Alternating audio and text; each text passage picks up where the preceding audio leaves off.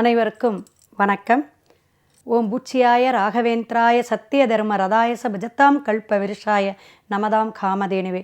ஸ்ரீ ராகவேந்தருடைய பொற்பாதம் தொட்டு வணங்கி குரு வாழ்க குருவே துணை யோக ரகசியம் நிகழ்ச்சியில் உங்களை சந்திப்பதில் மிக்க மகிழ்ச்சி.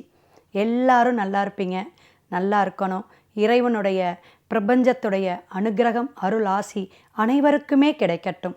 மிக அற்புதமான சிறப்பான வெள்ளிக்கிழமை அப்படிங்கிறத விட இன்றைக்கி செவ்வாய்க்கிழமை அப்படிங்கிறது ஒரு சிறப்பு அப்படின்னு சொல்லலாம். என்ன சிறப்பு அப்படின்னா, இந்த செவ்வாய் வெள்ளி அப்படிங்கிறது ஒரு பெண்களுக்கு உகந்த தினமாக இருக்குது. ஏன்னா அன்றைக்கி சுத்தமாக வச்சுக்கணும், வீட்டை சுத்தப்படுத்தணும், ரொம்ப அழகாக வச்சுக்கணும். இதெல்லாம் யோகத்தை கொடுக்கும். என்ன யோகத்தை கொடுக்கும் அப்படின்னா, நம்மளுடைய இல்லத்தில் தேவையில்லாத பொருட்களை வச்சுக்கக்கூடாது. இந்த வெள்ளிக்கிழமையும் செவ்வாய்க்கிழமையும் ரொம்ப சுத்தம் படுத்தவே கூடாதுன்னா வீடை துடைக்கக்கூடாது. இந்த ஜலம் விட்டு அதில் உப்புக்கல், அதே போல் மஞ்சள் தூள், இதெல்லாம் நம்ம ஒரு ஆரோக்கியமான ஒரு விஷயத்துக்காக நெகட்டிவ் எனர்ஜி எடுக்கிறதுக்காக நம்ம போட்டு க்ளீன் பண்ணுறோம். அது இன்று செய்யக்கூடியது அப்படிங்கிறத தெரிஞ்சுக்கணும். ஏன்னா ஒவ்வொரு சின்ன சின்ன விஷயங்களிலும் அதுவும் பெண்களிடம்தான் யோக ரகசியமெல்லாம் ஒளிஞ்சிருக்குதுங்க. அதை நம்ம எடுத்துக்கணும். இப்போ இன்றைக்கி பார்த்திங்கன்னா ஜூன் 2ஆம் தேதி, அதாவது மிக சிறப்பான குரு பகவான் பெயரக்கூடிய அற்புதமான தினம். அமிர்த யோகத்தில் மூல நட்சத்திரத்தில் பிறக்கக்கூடிய இந்த நாள் அனைவருக்கும் ஆஞ்சநேயருடைய அருள் ஆசி அனுகிரகம் எல்லாமே கிடைக்கட்டும்.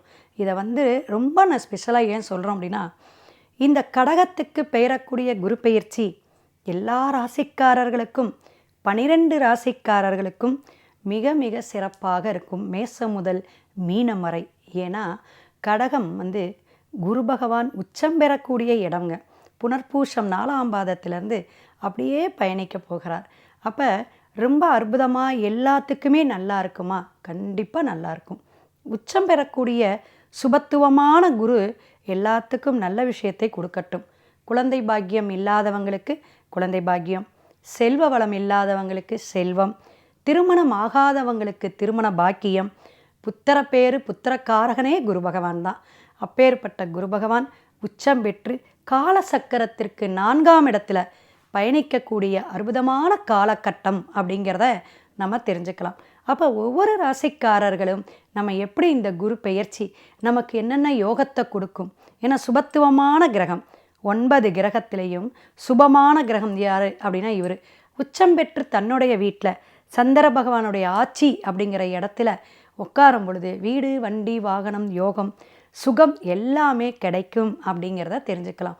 இது அவங்கவுங்களுடைய ஜாதகத்தில் ராகு கேது தோஷமோ செவ்வாய் தோஷமோ தசாபுத்தி கிரகங்கள் சரியில்லைனாலோ கண்டிப்பாக அது சில பிரச்சனைகளை கொடுக்கும். நம்மளுடைய ஜனன குரு எங்கே இருக்கோ, கோச்சார குரு வரும் பொழுது அது கரெக்டாக திரிகோண பாவகமாக இருந்து சுப தொடர்பு பெற்றால் யோகம் உண்டு, செல்வம் உண்டு, ஐஸ்வர்யம் உண்டு. நாளை சந்திப்போம்.